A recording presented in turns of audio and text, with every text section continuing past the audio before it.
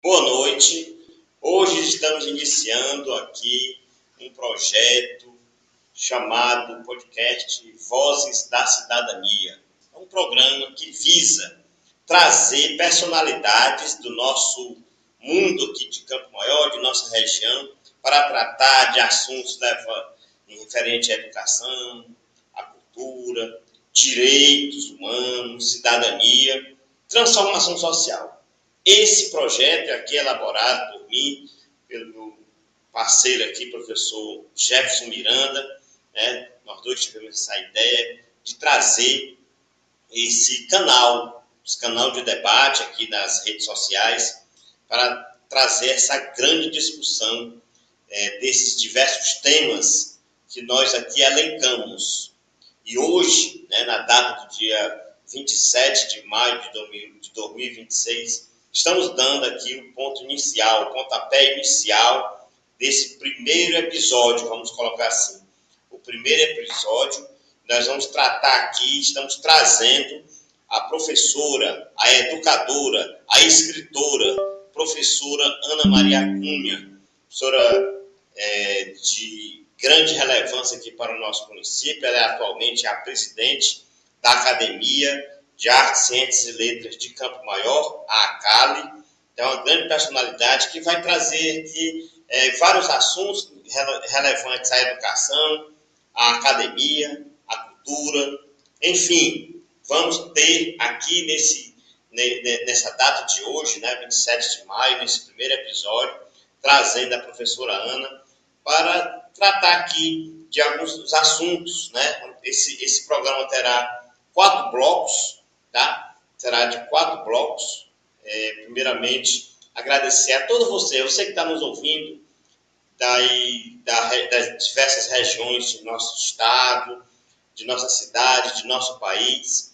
Estamos com esse intuito e queremos, juntamente, eu, o professor Jefferson e as diversas personalidades que estarão aqui toda semana, né, um programa semanal que vai trazer e transformar, né, vamos transformar essa ideia em ações, né, ações voltadas para a discussão sobre esses diversos temas.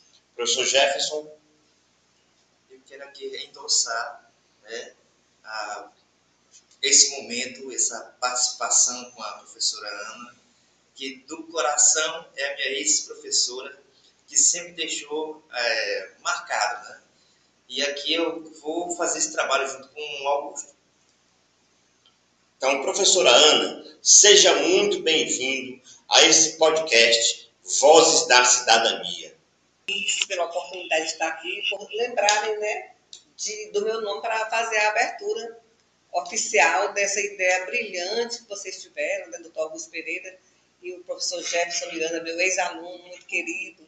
Né? Então, eu quero agradecer a vocês pela lembrança do meu nome. Espero também poder ser útil nesse processo incrível que é a educação. Porque eu sou professora, como você falou, sou educadora e uma vez professora, sempre professora. Né? Então, estou muito feliz por estar aqui. Muito obrigada. Perguntas e a senhora vai respondendo aí, né? Professora Ana, né?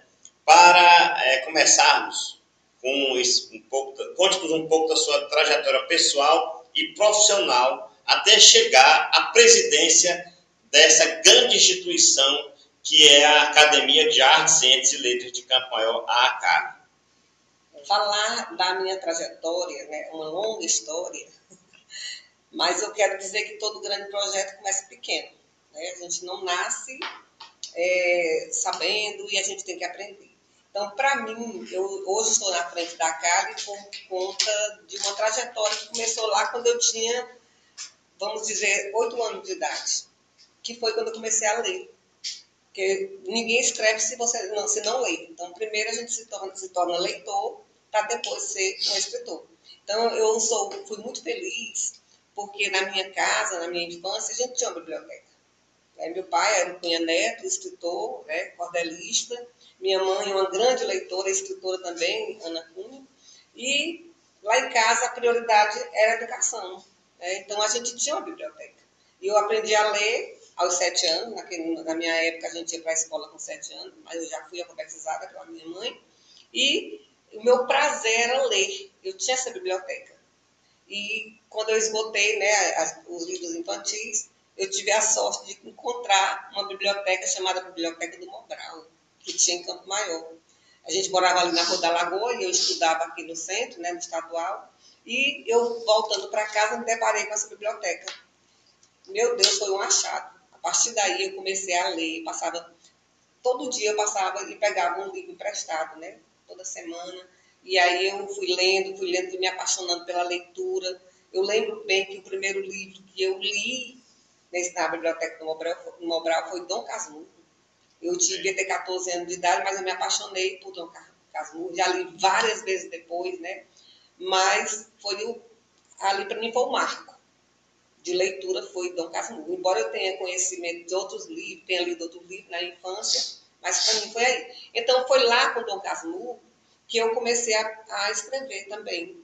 A princípio era poemas de amor, eram poesias que eu fazia e rasgava. Eu achava que eu nunca imaginei na vida que um dia eu fosse publicar nada do que eu escrevia, mas eu acho que eu, como todo mundo, quem é que num dia não escreveu, né? Um poema, uma cartinha de amor e depois rasgou? E eu fiz isso, como todo mundo. Mas aí depois eu comecei a transformar meus pensamentos, meus sentimentos em escrita. E já em 2010, aos 50 anos, foi que eu publiquei meu primeiro livro, né? E como é que eu cheguei até a Cali? Eu cheguei a Cali porque meu pai, Cunha Neto, ele era membro da Cali, um dos membros da sua fundação. Ele não é um membro fundador, mas ele foi, né, dos primeiros lá. E quando ele faleceu, que abriu-se um edital para alguém ocupar a cadeira, seu João Alves me convidou. Disse, Ana, eu sei que você escreve nesse período, eu já escrevia para portais, eu escrevia para blogs, né, que na época era o auge, eram os portais, né, os blogs, e eu publicava. E ele, sabendo disso, me convidou. E aí tive um empecilho, eu tinha que ter um livro publicado. Aí foi que eu peguei meus escritos e transformei num livro. Então foi assim que eu cheguei à Cali. E chegando na Cali, já tem 16 anos que eu estou lá, depois de 16 anos eu fui convidada por um grupo de amigos a me candidatar à presidência. E aceitei o desafio, né? Sou movida a desafios. E aí estou lá agora fazendo esse trabalho, esse biênio 2025-2026. Você já falou aí, eu realmente frequentei sua casa, né? Conheci muito o seu pai. Você tão bem falou do seu Cunha Neto, da dona Ana, sua mãe. Conheci a biblioteca que tem na sua casa, que tem, né, muitos livros, minha irmã, né, e você frequentava bastante minha casa, e a gente realmente, quando você fala aí, né, a gente hoje tem essa dificuldade, professora Ana, na nossa cidade de biblioteca. Né? Você falou tão bem biblioteca, né, e hoje, infelizmente, na nossa cidade nós não temos biblioteca pública, né, não temos biblioteca pública. E isso fica ruim, né, para a cidade, para a população, para a sociedade como um todo. A gente não ter aquele espaço, né, um espaço tão bacana que é uma biblioteca, e a gente está sem esse espaço. Infelizmente, há alguns anos em Campo Maior, nós estamos convivendo sem a biblioteca. Nós temos a biblioteca pública municipal que ela está fechada. Né? Nós temos inclusive, num evento na Cali, recentemente, nós fizemos cobranças, né, para os gestores que estavam lá presentes, para reabrir a biblioteca. Né? Porque as pessoas, os jovens, ainda gostam, mesmo concorrendo com as redes sociais, a biblioteca ainda é um local, vamos dizer assim, professor, um local sagrado, um tempo sagrado da leitura. Né? E quais foram, professor, suas maiores inspirações da senhora no campo da educação e da cultura? A educação é uma coisa que a gente realmente aprende, é aprendida, né? A gente não nasce, como eu falei, a princípio a gente não nasce sabendo. E a gente tem essas pessoas que são nossos pilares, né? Eu começo com minha mãe e meu próprio pai, que eu já falei ainda há pouco, né? Eles foram exemplo para mim porque eles gostavam de ler, gostavam de contar história, então já me inspirou. E depois, uma pessoa que influenciou muito a minha formação foi Madre Juliana. Madre Juliana, que era diretora do patronato, onde eu fiz meu pedagógico, e também foi a pessoa que me deu a oportunidade de trabalho logo que eu me formei. Além da Madre Juliana, uma professora de língua portuguesa, que foi Dona Iracema Gomes, foi uma das pessoas que me fez acreditar na minha escrita. Todas as vezes que eu fazia uma redação, que eu escrevia alguma coisa na minha professora, ela dizia que estava bem, que era muito bom. Ela me fez acreditar, ela mexeu com a minha autoestima. Né? Então, quando eu vi que ela acreditava em mim, eu pensei, por que eu não vou acreditar em mim? Né? E aí eu cito essas duas grandes educadoras, que foi Madre Juliana e Dona Iracema Gomes, que foram as pessoas que me inspiraram nesse processo da escrita e da educação. Já até falei aqui carinhosamente daquele momento que eu fui seu aluno, né? Lá no colégio, no antigo colégio Unicamp. Né? E na época você era professora de psicologia, né? Lembro demais. E relate essa trajetória de lá para cá, né? Porque, assim, além dos outros colégios que você trabalhou também no Unicamp, né? E, assim, a minha lembrança que eu tenho daquele período de 93, não é isso? 93, 92, foi assim, foi gratificante, para mim foi gratificante, né? E eu tenho um carinho por todas as minhas professoras, aquelas que eu tenho um contato, eu tenho um carinho muito grande, mas por você eu tenho um carinho maior, né? Eu adorei a ideia de ter compartilhado com o Augusto, ter colocado você para iniciar o nosso programa. Obrigada pelo carinho e recíproco, né? Eu tive a felicidade de realmente ser professora no Unicamp. Aqui em Campo Maior, eu fui professora de Luiz Santo Antônio, que foi minha primeira sala de aula, a convite da Madre Juliana. Eu fui professora lá no patronato, fui professora no Unicamp e no Alfabetoc. E também trabalhei no Leonardo da Vinci, mas com cursinho, porque na época eu dava aula de português, dava aula de redação, dava aula de literatura e dava aula de psicologia. Mas a psicologia em si, ela encantava, porque a psicologia, ela trata do eu, né, do autoconhecimento, e a gente faz isso de forma muito leve. E eu percebo, eu tenho ex-alunos que até hoje têm esse carinho, e eu fico muito feliz de ter feito parte dessa geração de vocês. Eu trabalhei com várias gerações aqui em Campo Maior, né? Eu trabalhei aqui por décadas, né? Acho que foram 2 décadas que eu trabalhei aqui, depois eu fui embora para Teresina e já voltei de lá aposentada, né? Então, a minha trajetória como professora de psicologia, inclusive, foi tão importante para mim que, por conta do meu currículo, eu cheguei a ser professora de psicologia da educação na Universidade Federal. Né? Eu trabalhei lá como seletista, com psicologia. E a psicologia encanta, realmente, né? E acho que eu também tinha esse dom, né, de trabalhar essa disciplina, e era muito bem aceita, e meus alunos não faltavam, meus alunos participavam, né? E foi para mim um grande privilégio trabalhar com psicologia.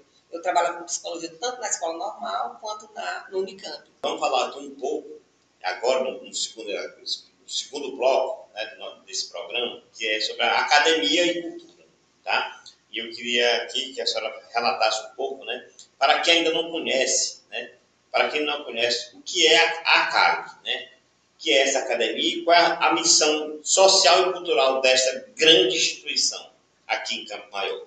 A ACALI é uma instituição que foi criada em 2003, né, e que ela veio para trazer uma grande missão, que é preservar, difundir a cultura de Campo Maior, né? Por que preservar? Porque o ser humano é natural dele esquecimento. Se a gente não tem memória, também não tem futuro. Então, para que a gente tenha um futuro melhor, é preciso que a gente conheça a nossa trajetória no passado, né? E a CALI tem essa missão. Lá nós temos vários historiadores que fazem a pesquisa, mas a CALI, a instituição, ela é eclética.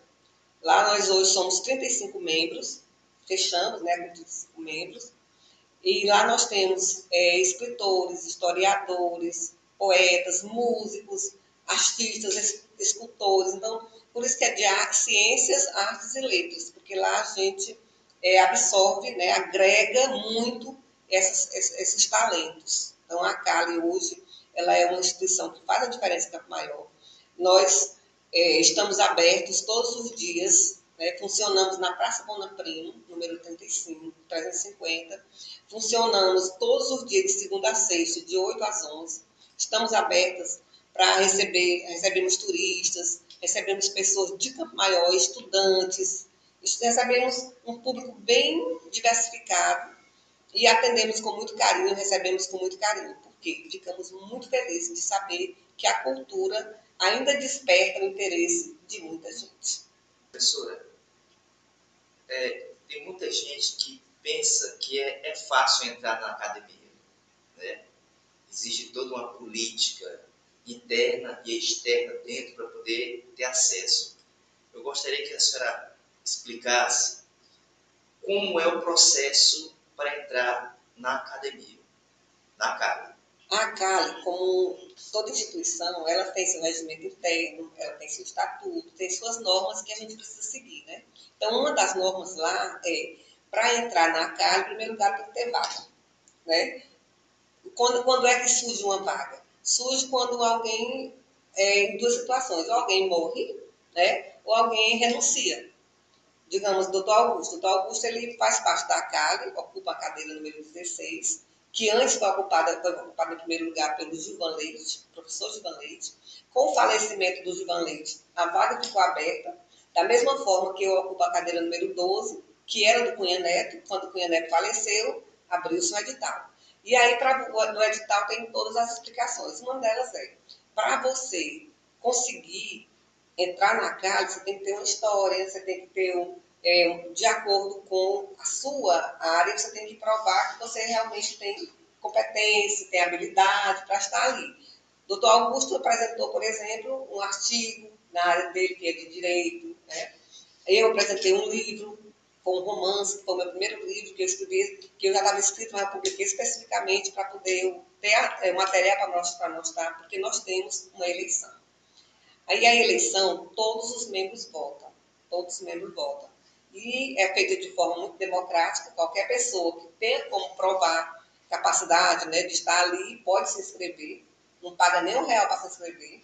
E os membros é que vão votar. Os membros efetivos da CALI votam. Se ele for agraciado com o voto dos membros, ele vai entrar ali. Então, nesse momento, por exemplo, nós não temos nenhuma vaga. Graças a Deus, está todo mundo vivo, todo mundo bem. Eu não quero que tenha vaga tão cedo, quero que meus colegas todos vivos, inclusive eu. Já tentei pleitear, mas devido à própria concorrência, né, de outros colegas, não deu certo. Futuramente eu vou pleitear, certo? Espero com a desistência de alguém. Não com falecimento, porque desejar o falecimento não é prazeroso, não. Desejar que alguém morra para você ocupar o lugar, né? Eu tenho um tio que ele faz parte da cadeira número 1, né, o tio Valdéres, Valdéres Souza. Então, ele é da cadeira número 1. E, assim, é um outro tio que eu tenho um carinho muito grande também. Assim, para a gente finalizar essa parte da academia aqui desse bloco, eu queria que a senhora fizesse algumas considerações sobre algum projeto da academia que a senhora considera especialmente importante ou transformador aqui para a nossa cidade. A CALI, ela tem vários projetos, né, que eu considero que são importantes. Eu vou citar o concurso de literatura de cordel. Para mim, é um processo fantástico, porque a gente envolve alunos, tanto da rede pública quanto da rede privada, que vão ter a oportunidade de mostrar seu talento, de escrever e de ser premiado por isso. Foram os 2 anos consecutivos que a gente fez, foram projetos coordenados pela nossa poetisa cordelista, que é a Antônia Pessoa. Ela é que está à frente desse projeto e nós tivemos um êxito muito grande. O primeiro concurso a gente fez sobre o tema Campo Maior e o segundo a gente fez sobre a participação da Câmara Municipal na Batalha do Genipapo, que até eu não sabia desse fato histórico, né? Eu não sabia que a Câmara Municipal de Campo Maior tinha tido um papel tão importante, né, de tanta relevância na Batalha do Genipapo. E os alunos pesquisaram, tem fonte de pesquisa, o próprio professor Celso, que é um dos nossos historiadores da CALI, um grande historiador, que tem vários livros publicados, ele tem na sua obra fonte de pesquisa sobre como foi que a Câmara participou desse processo. Os alunos pesquisaram, escreveram. Nós temos uma comissão, formamos uma comissão para escolher os livros, os poemas, né? Os melhores poemas. E no final desse ano, nós, com o patrocínio de uma vereadora, né? Que foi a vereadora Conceição Lima, ela premiou e imprimiu. Nós temos o livro com todos os poemas que foram apresentados e escolhidos pela comissão julgadora. Então, é um projeto bom. Fora esse, me permito dizer mais um, que eu considero de muita relevância, nós tivemos lá exposições, nós tivemos lá vários momentos que a gente apresentou talentos. Só que, para mim, um dos mais importantes são os bate-papos literários, né? Que a gente faz no lançamento de livro, como aconteceu com o professor Gerson. O professor Jefferson, assim que eu entrei na academia, ele foi o primeiro escritor a lançar um livro na minha gestão. Né? Sou muito grata. E foi muito interessante, porque cada lançamento de livro é um bate-papo literário. E a gente percebe, no último que teve agora, que foi o professor Celso, o quanto o município precisa desses momentos de cultura, de bate-papo. Meu Deus do céu, foram temas interessantíssimos debatidos, tanto no seu lançamento como no lançamento do professor Celso. Nós tivemos vários. Esse ano passou, nós fizemos muitos lançamentos lá na Cali. Então, para mim, é também um projeto grandioso. A Cali tem feito, na sua gestão, na gestão passada também do professor Celso, do nosso imortal João Alves Filho, uma grande contribuição para a nossa cidade. E é relevante o papel que a Cali vem desenvolvendo, né? Ela vem desenvolvendo aqui, como a senhora bem frisou, a Cali deve ser um dos locais mais visitados aqui de Campo Maior, porque sempre tem pessoas, tanto nossos alunos por Campo Maurense, como pessoas que vêm de outras cidades visitar a Cali. A Cali tem uma sede própria, são poucas as academias que existem uma sede própria. A Cali tem uma sede própria, uma sede que é bastante visitada. E aí, quando a senhora fala em lançamento de livros, geralmente nós estamos lá prestigiando esses autores. Ali é a história de nossa cidade, é a história de Campo Maior, é a história vivenciada. Por isso que a gente chama de imortalidade, porque a obra do autor ela vai vivenciar durante muitos anos, né? As obras dos artistas, enfim, de todos os artistas, não só o livro, né? Mas na música, que nós temos vários compositores lá, isso vai perpetuar a Campo Maior do futuro. Então a Cali tem um papel muito preponderante aqui nessa cidade. Mas finalizando essa parte da academia, vamos para o terceiro bloco, professora. Vamos falar agora sobre educação e cidadania, né? A senhora como educadora, como professora, como escritora, na sua visão, quais os maiores desafios da educação brasileira atualmente? Professor, essa é uma pergunta muito complexa para a gente responder em poucas palavras, né? Requer realmente um estudo muito profundo. O que a gente sabe é que essa geração ela é diferente das anteriores, né? Eu considero vários pontos, né? Mas para mim o principal é a motivação. Os alunos de hoje eles não estão motivados para estudar, é a maioria, nem todo mundo. Sorte que não é todo mundo. E sorte para esses que estão focados no ensino, que eles vão ter mais chance do que a grande maioria não está. Né? Aqui em Campo Maior, nós temos ainda muitos alunos focados na educação. Por isso mesmo que quando sai alguém aqui de Campo Maior fazendo curso lá fora, passa. Porque a gente vê que o Brasil está passando por esse problema. Então, para mim, a falta de motivação é muito grande. Precisa que o aluno tenha consciência que é o estudo que vai fazer com que ele chegue onde ele quiser chegar. Você sabe, eu sei que foi o estudo que nos levou aonde nós estamos. Nós somos oriundos de famílias pobres, de famílias que moravam na periferia, famílias honestas, mais humildes.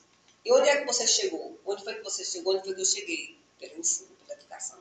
E isso foi uma coisa que me motivou muito. Minha mãe, meu pai sempre me disseram. Eu lembro que na época, quando eu era estudante, ninguém priorizava lá em casa nada além de livros, de estudo. Às vezes eu não tinha uma roupa nova, mas não faltava com livro. Na minha época, é ruim, está falando na nossa época, como se fosse uma coisa muito antiga, e na verdade foi bem ali, né? Nós não tínhamos esse programa que o governo dá hoje, tem. Né? Nós não tínhamos essas políticas públicas que são feitas hoje. A gente tinha que pagar merenda. Quantas vezes a gente foi para a aula sem ter 10 centavos para comprar um din-din, que era a merenda da época? Né? Nós não tínhamos livros patrocinados pelo governo, era a nossa família que comprava.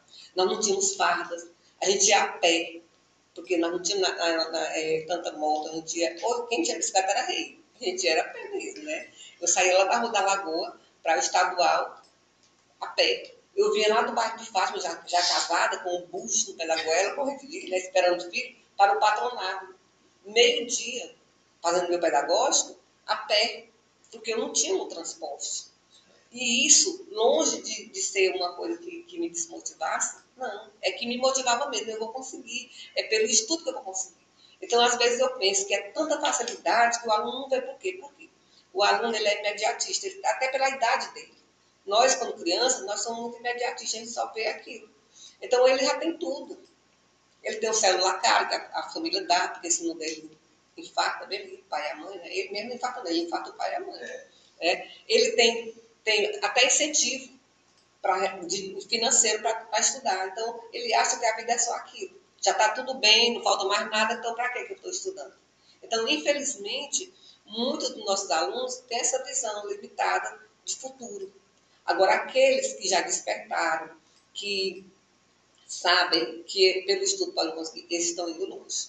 Porque eu sempre falo que a tecnologia é uma faca de dois gumes. Quando você se deixa levar por ela e se limita por ela, você está predestinado ao fracasso. Mas quando você usa como arma, né, como ferramenta de alavancagem, você vai onde você quiser, você vai, não tem limite. Né? Então, assim, hoje nós temos muitas facilidades, o que precisamos mesmo é trabalhar a cabeça do aluno para ele perceber o que é importante, o que vai fazer com que ele tenha sucesso ou com que ele fracasse na vida. Eu trabalho hoje em duas escolas, interessante. Uma escola que é do município, eu fico dentro de uma biblioteca. Lá é uma biblioteca chamada Giroteca, porque ela envolve recursos digitais e recurso físico, livros. Quem procura muitos livros para ler são os meninos das séries iniciais, do quarto ano, do quinto ano, do sexto. Mas as séries mais velhas, o oitavo, o sétimo e o nono, não procuram. É uma realidade. É a realidade que você falou, a dificuldade que esse menino tem tudo e não dá valor. Eles têm tudo. Tem farda, tem recurso financeiro, tem transporte. Hoje nós temos ônibus que vai deixar na porta da escola. A outra escola que eu trabalho no ensino, eu não estou mais em sala de aula, né? Já estou quase me aposentando, graças a Deus. Mas é numa escola do Estado, Júlia Nunes. E essa escola, eu vejo muito relato dos professores, o desinteresse generalizado dessa clientela do ensino médio. O ensino fundamental também, mas o ensino médio é grande. Os meninos têm tudo. Tem ônibus, tem alimentação, tem merenda de graça, o Estado dá merenda de graça, 2 vezes por dia, a escola integral. Então, eles têm farda, têm livros, tem biblioteca, tem laboratório de química. Ou seja, coisa que há 15 anos atrás não se tinha. Né? Então, e quando se tinha, era só escolas privadas. As escolas públicas não tinham isso. Era de uma forma desorganizada, vamos dizer assim. Então, o alunado hoje, eu vejo a dificuldade, que o alunado hoje tem tudo, mas não dá valor ao que tem. E cria dificuldades para ter acesso a uma boa leitura. Né? E essa dificuldade é criada não especificamente ou principalmente pelo meu digital, mas o meu digital atrapalha bastante. É isso que eu tenho observado nesses 2 ambientes de trabalho. Eu concordo com você, é despertar no aluno essa necessidade de que o estudo ele é fundamental para o sucesso dele no futuro. Então, o desafio que nós temos hoje, quanto profissionais da educação, quanto educadores, quanto pais, né, é fazer com que o nosso aluno, nosso filho, perceba que ele pode sim, mas ele vai precisar do estudo. Porque é fácil ganhar dinheiro hoje de forma desonesta, mas se você quer ganhar a vida de forma honesta, galgar o sucesso e dormir tranquilo, você vai saber que é pela educação, é pelo ensino. E a leitura, você falou muito bem, é a pedra fundamental. Sem leitura, nós não temos. Você pode estudar na melhor escola e não ser um bom aluno. E você pode estudar numa escola ruim e ser um bom aluno. Depende da pessoa, do nível de compreensão que ele tem, de que ele pode sim, se ele quiser.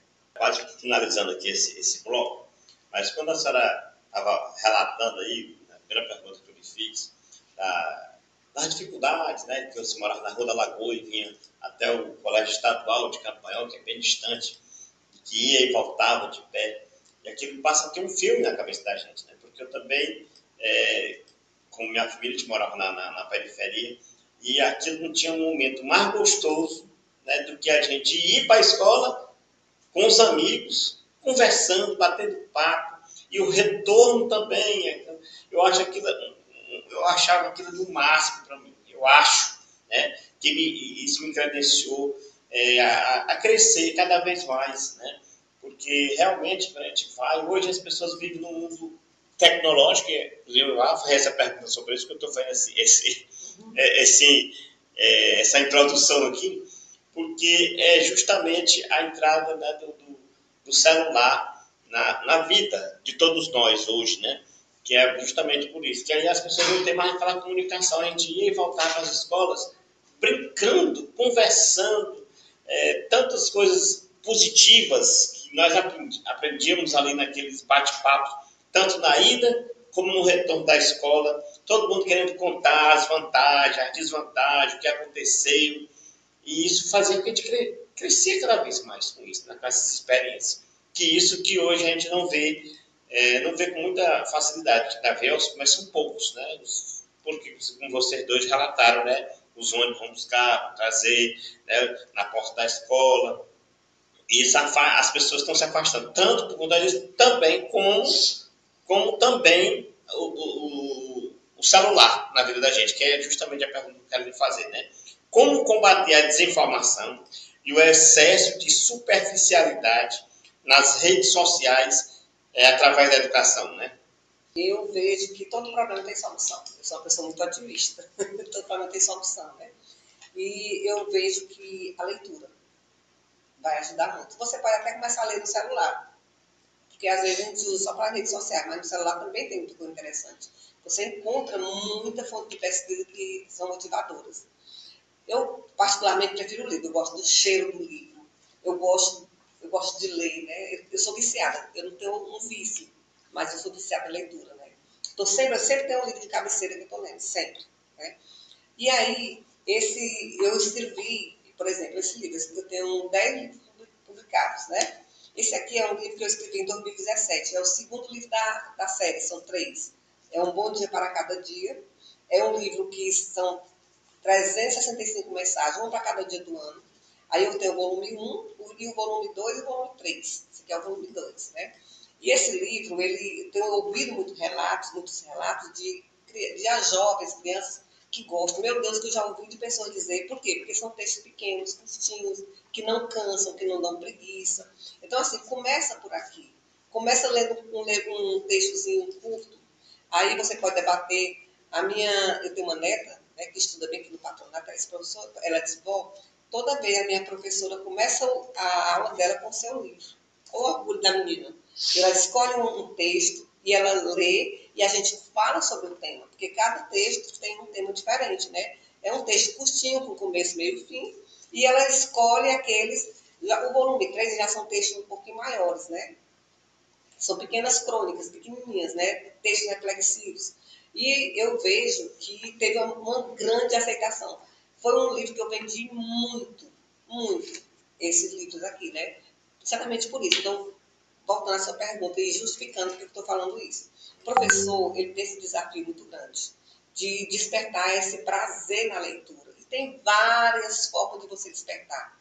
Eu lembro que quando eu dava aula no próprio patronato, às vezes acontecia de eu pegar meus alunos, levar para debaixo daquele pé de manga, e aí vamos fazer uma redação, vamos lá. Aí a gente começava a dizer, fecha os olhos aí, o que vocês estão ouvindo? Anota bem o que você está ouvindo. O pio de um bicho, eu estou ouvindo um balanço da árvore.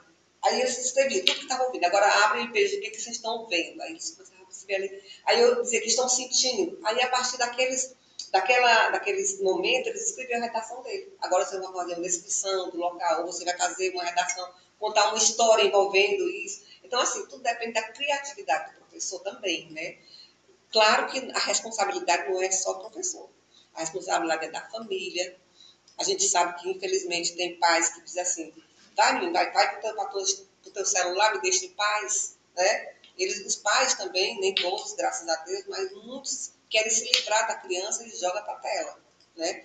Então, assim, precisa haver realmente uma reflexão muito grande e precisa haver um empenho muito grande da escola e da família para despertar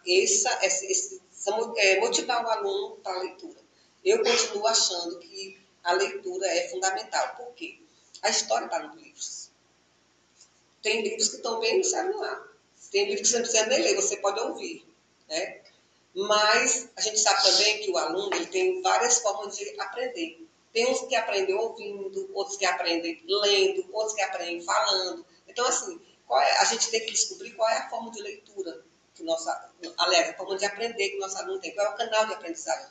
A gente chama isso na neurociência, qual é o canal de aprendizagem dele. Né? E aí, como cada um tem um canal diferente, né, ele vai oferecer várias atividades, usar várias metodologias para que atinja cada um. Um vai aprender de um jeito, outro aprende de outro, mas passa pelo conhecimento. Nós temos alunos autodidatas hoje. Tem aluno aí que ele não estuda só o que o professor passa. Eu fico encantada de ver aluno que quando você conversa com ele, ele sabe muito mais do que eu. 10 anos, eu vi um menino outro dia, ele tem 11 anos. O menino, de qualquer assunto que você falar, ele fala lá, fundamentado, isso. Porque ele lê, porque ele aprendeu lendo. Pode não ter sido no livro, no celular, mas ele leu. Então, assim, eu acho que a educação tem jeito, sim. Eu acho que nós temos muito o que fazer como educadores, né? Não desistir. Hoje, eu estava conversando com uma amiga minha, professora, ela disse, professora, eu estou com tanta vontade, tenho hora da vontade de desistir, está tão desafiador trabalhar com os alunos hoje. E a gente sabe que é verdade. Né? E ela disse, tem dia que dá vontade de eu pedir a minha aposentadoria compulsória para poder eu me livrar da sala de aula.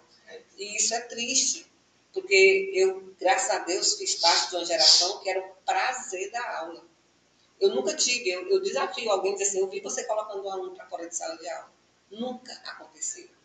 Por quê? Porque a gente conseguia, né, o respeito do aluno, a gente conseguia a atenção, apesar de cada um ter sua vida, seu problema, a gente tinha uma forma da gente cativar o aluno da gente. Então, assim, eu acho que tem jeito, sim, mas passa por isso, pela leitura. A gente finalizou esse bloco terceiro, né, que nós tratamos aqui de educação e cidadania, e já vamos iniciar aqui o quarto bloco, né, vamos falar de nossa cidade, Campo Maior, vamos falar da cultura, vamos falar das perspectivas de futuro para a nossa cidade, né. E eu inicio fazendo essa pergunta para a senhora, né, como a senhora avalia o cenário cultural de Campo Maior atualmente? Campo Maior, eu sempre digo, é um celeiro cultural. Nós temos aqui talentos grandiosos, nem todo mundo está na academia. Nem um terço das pessoas que têm talentos estão em academias. Nós temos 2 academias na cidade, nós temos a Cali e a Altec, né? E nem todo mundo está nenhuma nem na outra. Nós temos grandes talentos que precisam ser valorizados, vistos, né? Porque é muito bom quando a gente encontra alguém que reconhece o talento da gente, né? Que reconhece que a gente é capaz. Então, a escola mesmo é um canal para descobrir os talentos dos alunos e mostrar isso para a sociedade, né? Eu vejo com muito bons olhos quando uma escola, por exemplo, publica o livro do aluno, faz uma coletânea de textos e publica um livro. Quando ela proporciona um momento onde os alunos podem mostrar sua música, pode mostrar as suas descobertas na ciência. Nós temos alunos de Capitão de Campos que descobriram que estão dando um show em astronomia, de 11 anos, autistas. né? A gente sabe que esses meninos atípicos, eles têm um talento bem aguçado. Mas, mesmo sem ser atípicos, esses alunos, nossos alunos, eles têm. Então, nós temos jovens que têm talentos para música, para poesia, né? Precisamos ter a oportunidade de mostrar isso. Eles precisam de oportunidade. Então, o Campo Maior hoje tem, né, pessoas renomadas que representam muito bem nossa cidade, a terra de heróis que nós somos, né? E que às vezes não são vistos, né? Outros até são. Nós temos muita gente fazendo sucesso lá fora, de Campo Maior, né? Por exemplo, vou dar um exemplo para você. Minha irmã também é escritora, né? Lançou um livro, está escrevendo outro, faz parte da academia de letras da cidade dela, que é no Gama, em Brasília, né? E é um talento muito grande. Eu fiquei impressionada. Eu sempre vou visitar, mas o tanto que ela é conhecida. Dona Gorete, como vai a senhora? Dona Gorete, lá no Gama a gente pensa que por ser uma cidade maior do que a nossa, as pessoas... Mas ela é muito conhecida e muito respeitada. O pessoal passa professora, e ela, não sei quem é, mas conhece ela. Então, assim, é um exemplo. Mas nós temos grandes escritores. Olha, lá na nossa casa mesmo, de vez em quando nós recebemos pessoas de Campo Maior que estão morando fora e que criam aquele vínculo com a gente. Tem gente que fica mandando para mim seus poemas, que mandam, que mostram, que querem mostrar em Campo Maior seu talento. Então, eu acho que Campo Maior é um celeiro, mas precisa muito olhar com mais carinho para seus talentos. Professor, e realmente, quando a senhora falou, a gente lembra aqui, né, tem todos os aspectos, em todos os campos, né, vamos dizer assim, nós encontramos campaurenses famosos, né? No campo da educação, no campo da política, no campo, enfim, em todas as qualidades, né? Nós, campaurenses, realmente a gente encontra quando a gente vai em outras cidades, né? Grandes cidades, como metrópoles, né? A gente sempre vê o espaço, né, que esses campaurenses conquistaram, né?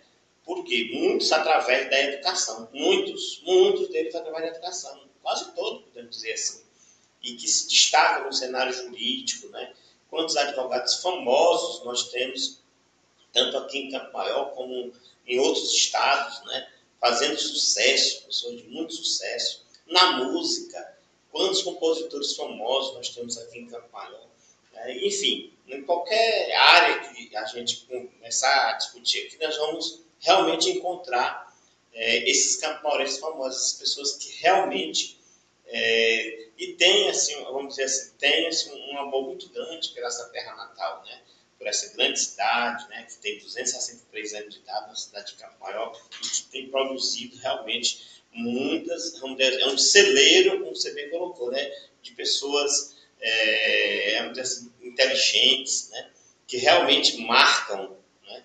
Que marcam a sua trajetória na terra, né? Que passam por aqui e deixam o seu trabalho, né? O seu trabalho, vamos dizer assim, o seu trabalho para gerações futuras, né? Muitas pessoas mesmo. E a nossa cidade, né? Quando nós estamos falando nesse bloco aqui de cultura e futuro, né? Eu queria ver quais as iniciativas que poderiam aproximar a professora Ana, a educadora Ana, quais as iniciativas que poderiam aproximar mais ainda o jovem da produção cultural local em nossa cidade. A Cali, ela tem essa missão, né, de divulgar, de difundir e também de produzir, né, material. Nós temos um projeto de, por exemplo, de trazer os nossos alunos até a Cali. Nós recebemos muitas visitas. Eu, às vezes, vou atrás das diretoras, convido para que elas levem os alunos. Às vezes, elas vêm atrás de mim. Né? Então, assim, eu considero isso muito importante para eles conhecerem o espaço de cultura e se interessarem por também, quem sabe, um dia estarem ali. Também nós temos um projeto de palestras.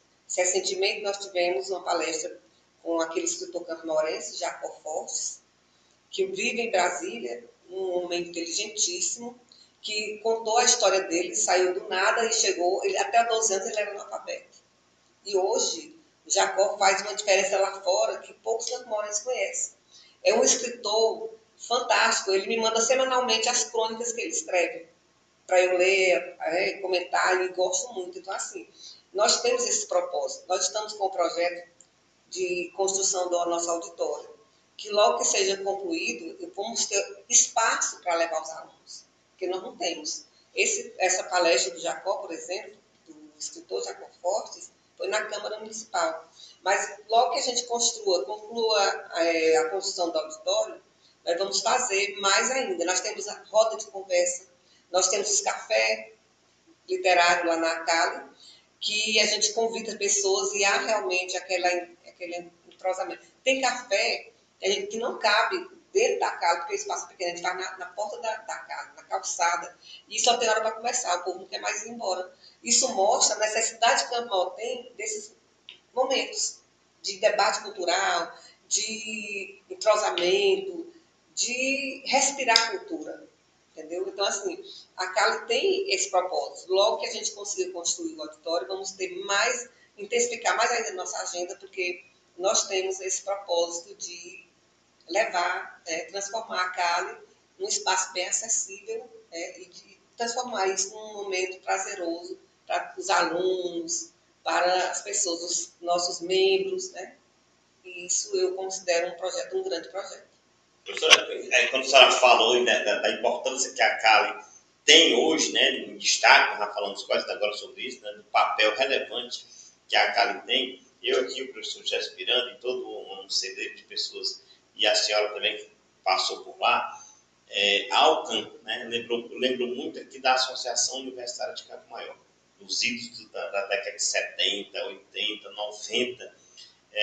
Aquela associação, ela movimentou muito o cenário cultural de nossa cidade, né? Quantos jovens, quantas pessoas, personalidades que passaram pela Associação Universitária de Campo Maior e que demonstraram ali a gestão, quantos prefeitos já passaram que foram frutos, né, da Associação Universitária de Campo Maior e que vem demonstrando os seus trabalhos, né, os seus serviços para a nossa cidade. Então, eu, o professor Jefferson, somos mais contemporâneos e frequentamos bastante juntos ali. Eu trabalhei como diretor cultural daquela instituição. Foi um momento marcante, né? Um momento marcante em nossas vidas, né? E hoje, né, com o tempo, a juventude foi perdendo o gosto pela associação, e a associação findou-se. E aí eu vejo hoje a Cali nessa representatividade. Aqui em Campo Maior eu só vejo a academia realmente tomou, vamos dizer assim, ela tomou aquela iniciativa. Claro que tem outras instituições aqui em Campo Maior, como podemos citar aqui o Lado da Juventude, é comandado até também, faz parte da nossa academia, que é o Padre Jean Medeiros, né, um excelente trabalho na música que ele faz aqui em Campo Maior, mas eu vejo que a Cali ela tem realmente essa preponderância aqui na cultura de Campo Maior. Hoje aqui, professor Jefferson Miranda e a todos que estão aqui nos acompanhando, nesse bate-papo, aqui nesse podcast, Vozes da Cidadania, nós vemos que a Cali ela tem esse papel relevante. Nada passa aqui da cultura se não passar pela Cali, né? Como a senhora bem frisou, né? Todas as pessoas passam, fazem referência, fazem questão de ir até essa grande instituição que é a academia, né? A Academia de Artes, Ciências e Letras de Campo Maior. Então, ela realmente tem feito todos os eventos que a Cali faz em Campo Maior, né? Eu vejo, participo e vejo a quantidade de pessoas, e como você bem frisou, né? Como a cidade tem outros, fazem poucos eventos, quando a Cali faz é lotada. Lotada, como a senhora bem frisou. A gente foi para um lançamento de livro lá até do Danilo, isso. Nosso acadêmico Danilo, que deve estar nos assistindo, um grande abraço, Danilo. As pessoas não queriam se embora. 10 horas da noite, as pessoas batendo papo, né? Quanto mais as pessoas uns iam, voltavam, saíam, e a Cali lá, ali na praça, muito bem representativa. Então, a Cali realmente ela representa hoje essa instituição, vamos dizer assim, a principal que está promovendo os melhores eventos aqui na parte da cultura. Isso graças ao seu grande trabalho, Ana, né? esse é o seu grande trabalho, que está à frente daquela instituição, sem desmerecer ninguém, mas é porque atualmente a senhora está na presidência da academia, como já foi um grande trabalho com o nosso acadêmico Celso Chaves, realizou também um nome de grande, como a senhora bem fez, um grande historiador, um grande professor, mas a senhora também, o seu mandato tem sido muito relevante para a nossa Campo Maior. Não só para a Cali, mas para Campo Maior, porque a Cali realmente tomou, não é, assim, é a principal instituição, referência aqui na cultura de nossa cidade. E isso deve, graças ao seu excelente trabalho que a senhora vem desenvolvendo, junto a toda a sociedade de Campo Maior. Tá? Então, eu queria assim, dizer para essa senhora, assim, para a senhora, a gente finalizar esse bloco também, para os jovens, né? Que mensagem a senhora deixaria para o jovem construir uma trajetória na educação, na escrita ou na cultura? A história, a cultura, né? Enfim, quando você fala da Alcan, né? A Alcan realmente ela teve uma grande relevância para gerações, várias gerações, né? Nós temos hoje, praticamente quase todo mundo que passou pela Alcan hoje é bem sucedido, né? Hoje tem talento e está fazendo sucesso na cidade. Por quê? Porque eram universitários, porque tinham o seu momento acadêmico nas suas faculdades, mas tinham um momento social em Campo Maior e criavam vínculos. Eu acho que uma coisa que falta hoje também é a questão do criar vínculo, da afetividade. Não temos mais. Quando a Alcan fechou, acabou, deixou uma lacuna realmente muito grande, né? E a Cali está ocupando um espaço, podemos dizer que não chega aos pés, porque lá nós tínhamos, era bem grande a quantidade de membros da Alcan, nem se compara com nossa academia, mas a Cali ela tem feito esse papel. E assim, a questão que eu estou falando da afetividade. Nossos jovens, hoje, eles estão muito superficiais. Você já falou numa pergunta anterior, da superficialidade, né? Nós somos imediatistas, nós somos superficiais, e você bota uma frase no Instagram, você vai só passando o dedo. Você não se aprofunda em nada. Você vê tudo e não sabe de nada. É isso? Então, assim, eu creio que as pessoas que mudarem esse padrão, eles vão fazer o diferente. Vão ter o diferencial na sua vida. Exatamente. Se você seguir o ritmo de todo mundo, você vai ser igual a todo mundo. Se o jovem quiser fazer a diferença, ele tem que ser diferente. Aí ele tem que observar o que eles estão fazendo, o que eu posso fazer diferente. Então, é isso que a gente falava no começo, né? Que os jovens, eles podem ser o que eles quiserem, eles só precisam ter um projeto de vida. Eu acho que o projeto de vida para o jovem, e está sendo trabalhado nas escolas, né? Eu ouvi dizer assim, meu filho não quer nada. Ah, professora, não sei o que eu faço mais com meu filho, ele não quer nada. Não quer mesmo, não. Qual é o projeto de vida dele? O que ele quer para a vida dele? Então, como diz no livro Alice dos Países da Maravilha, né? Se você não sabe para onde vai, qualquer lugar serve. Então, é preciso que o nosso jovem tenha determinado qual é o seu foco, o que ele quer na vida dele. É comprar um carro? Para comprar um carro, o que ele tem que fazer? Ah, eu quero... Então, assim, descobrir, conversar isso na família, conversar isso na escola e descobrir talentos. Em que ele é muito bom? O que ele pode melhorar? Então, eu acho que falta muita coisa. Mas tudo que falta é possível a gente conseguir. E acredito também que as escolas, voltando para a questão da educação, elas podem ser esse grande diferencial na vida do aluno. Promovendo concursos. Eu me descobri nos concursos de redação. Todo concurso de redação eu ganhava. E foi aí que eu me descobri escritora, nos concursos de redação. Promovendo concurso de cordel, como a gente tenta lá na Cali, mas é só uma vez por ano. A escola pode fazer isso mais vezes, né? Então, assim, a escola pode fazer esse show de talentos, esse festival de talentos. Ela pode promover de 6 em 6 meses, né, com a ajuda dos professores, um show de talento, onde o aluno vai mostrar aquilo que ele é bom, porque ele é muito bom em alguma coisa. Todo mundo é muito bom em alguma coisa, né? Então, assim, é preciso criatividade, é preciso que as famílias se envolvam. Sem as famílias, não vamos ter sucesso também. Então, eu acredito que o aluno também precisa ter uma autoestima boa, acreditar que ele pode, e isso passa pelo incentivo dos professores, incentivo dos pais.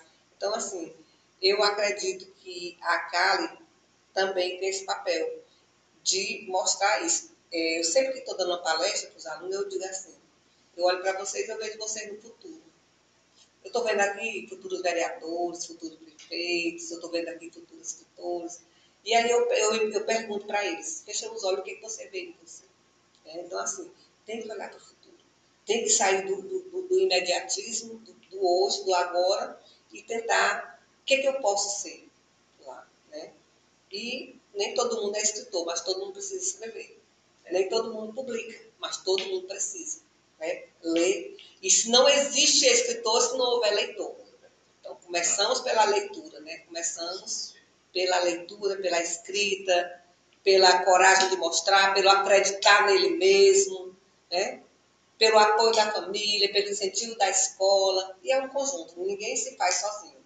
Nós somos o resultado de todas as pessoas que passaram por nós, que influenciaram a nossa trajetória, que contribuíram de alguma forma. E pode ter certeza, cada vez que você está de frente de um jovem, de uma criança, você se pergunte, o que eu estou deixando para ele? De que forma eu estou incentivando? O que ele vai levar daqui, desse momento comigo, para o futuro dele? Que ele vai lembrar no futuro. Então, é isso. Professor, eu estou muito grato, né, com a sua participação aqui, nesse bate-papo, nessas quase uma hora de conversa que nós tivemos aqui. E a gente, primeiro, eu queria agradecer, né, a você ter vindo até aqui conosco, né, para mim, comigo, professor Gerson, vindo aqui nesse primeiro episódio desse canal do YouTube que nós estamos promovendo, né, Vozes da Cidadania. E eu não penso uma voz da cidadania tão bem representada com a sua voz aqui, né? A sua voz como educadora, a sua voz como escritora, a sua voz como uma pessoa de destaque, né, de bastante relevância na nossa cidade, que está à frente de uma grande instituição, é a presidente da CAB de Campo Maior. Então, muito obrigado pela sua presença nesse nosso primeiro episódio, né, do Vozes da Cidadania. Uma conversa muito enriquecedora, uma conversa muito inspiradora. E eu queria fazer uma mensagem final, já finalizando, para a senhora finalizar, uma mensagem final para os nossos ouvintes, as pessoas que estão inscritas no nosso canal, uma mensagem final para os nossos ouvintes do Voz da Cidadania. Primeiro, eu quero agradecer, doutor Augusto, pelo convite e parabenizar pela iniciativa. Todas as ações que levam à divulgação da cultura, né, à promoção da cultura, elas são importantes. Né? E Campo Maior, a mensagem que eu deixo para o Campo Maiorense, ame a sua cidade. Ame cada detalhe da sua cidade. Em Campo Maior, eu percebo que falta também bairrismo. Nós precisamos amar mais, divulgar mais, falar bem, não deixar que ninguém fale mal da cidade da gente. Tem defeito? Tem, todo lugar tem. Mas a nossa cidade, ela é maravilhosa. Nós somos maravilhosos, nós somos capazes, todo mundo é capaz de qualquer coisa, desde que queira. Né? Então, assim, divulgar mais Campo Maior, falar melhor por onde a gente andar, porque Campo Maior é uma cidade por excelência maravilhosa. Eu já viajei muito, sem falsa modéstia, já viajei bastante, mas não vi uma cidade tão maravilhosa como Campo Maior. Quente, mas o calor humano é maior, né? É linda, Campo Maior é linda, a gente tem que amar, né? E pensando nisso, doutor Augusto, eu até escrevi uma letra de uma música que eu vou lhe passar para você colocar depois, a música que eu fiz para Campo Maior, tá? Eu gostaria que você colocasse para os nossos ouvintes depois e dizer para vocês que é isso que eu penso de Campo Maior, é o que eu coloquei na letra dessa música, tá bom? Muito obrigada pela oportunidade e sempre que você precisar, quiser, estou às ordens, porque esse é nosso papel quanto cidadãos, quanto pessoas, quanto profissionais, né? É isso, muito obrigada. E obrigada também, Jefferson, meu ex-aluno querido. Uma coisa que eu quero dizer, professor Jefferson, raramente eu esqueço o nome de um aluno. Eu posso não lembrar do nome, mas você, na hora que eu vejo, você foi meu aluno. Porque, e foram gerações, muitas turmas, mas eu passei com tanto amor, né? A minha profissão, se eu não fosse professora, eu ia ser de novo. Se eu tivesse que escolher, eu queria de novo. A sala de aula, professora, é um espaço gratificante. Hoje, está se tornando terrível porque a cobrança em cima do professor está muito grande. Existe muita cobrança, sempre teve cobrança, mas agora as cobranças são maiores, porque tem uma série de projetos a nível de Estado, por exemplo, né? Uma série de projetos e que pressiona o professor para atingir metas, né? Isso é um dos problemas que tem. O outro problema é o outro lado, é o aluno que não está interessado. E jogam sempre a responsabilidade em cima do professor, como se fosse a culpa exclusivamente do professor, e não é. Né?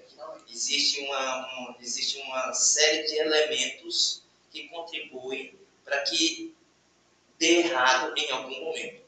A realidade nossa é essa. Eu queria aqui completar as frases do Augusto, né? E dizer que é um carinho muito grande, eu já até repeti aqui, que você está aqui, né? Dizer para os nossos ouvintes que estão assistindo nesse momento, dizer que se pudesse repetir novamente essa entrevista, nós poderíamos repetir. Pode ser, no próximo momento, falar sobre os seus livros, já que tem 16 livros escritos. 10 publicados. 10 publicados, né? Tem 16 escritos mesmo. Eu estou na peleja de fazer um, já estou desde 2019 tentando construir um de ficção. E outro de poesia já está quase no ponto, né? O segundo de poesia. Mas reforçar aqui que realmente a dificuldade hoje do professor, ela é redobrada, né? Devido aos elementos que eu já até citei aqui. E também já fui professor há mais de 30 anos, sou professor há mais de 30 anos. Então é difícil hoje viver ser professor. Viver ser professor é difícil, é muito difícil. Diferente da década de 90, do início dos anos 2000, é muito diferente a realidade hoje. Né? Eu aqui fecho dando um abraço em você, virtual. Dando um abraço virtual, carinhoso, para sua presença. Eu agradeço com você dessa opinião. Nós, professores, hoje somos heróis. Você ser professor hoje é um ato de heroísmo, porque você enfrenta muitos desafios. É uma profissão de risco. É uma profissão insalubre ser professor hoje, que não era para ser desse jeito, né? A gente, graças a Deus, fez parte da geração e era uma honra, era um prazer, a gente era amado. E, infelizmente, são muitos, como eu falei bem no início, não tem como elencar todos os motivos que levam a isso, mas o fato eu quero deixar um abraço bem carinhoso para todos os professores que estão à frente de sala de aula, mesmo sabendo do risco, né, que fazem com amor, não é por amor, que ninguém trabalha por amor, trabalha por dinheiro, né? Precisa, mas a gente faz com amor. Então, para todos os professores que estão aí nesse desafio, eu sei o quanto é difícil, eu tenho acompanhado, porque vocês sabem que além de ser professora aposentada, eu tenho uma empresa, eu trabalho como educadora ainda, eu ministro palestras, né, faço formações, e eu vejo o tamanho dos desafios que esses professores passam hoje. Então, eu tenho certeza que quando chego em casa, cada noite é uma glória. Senhor, muito obrigada, estou bem, que eu estou com saúde, estou com vida, né? Então, eu quero deixar um abraço bem carinhoso para todos os professores, todas as pessoas que aceitaram o desafio, que estão aí na luta, para transformar vidas pela educação. Agora, eu quero falar com você aqui, você que nos acompanhou até aqui nesse momento, muito obrigado pela sua audiência. Quero que você siga nosso podcast, né? Vozes da Cidadania. Compartilhe esse episódio com seus amigos, nas suas redes sociais e continue conosco, dando voz às ideias, à cultura e à cidadania. Vozes da Cidadania, porque toda voz tem importância. Muito obrigado a todos e boa noite.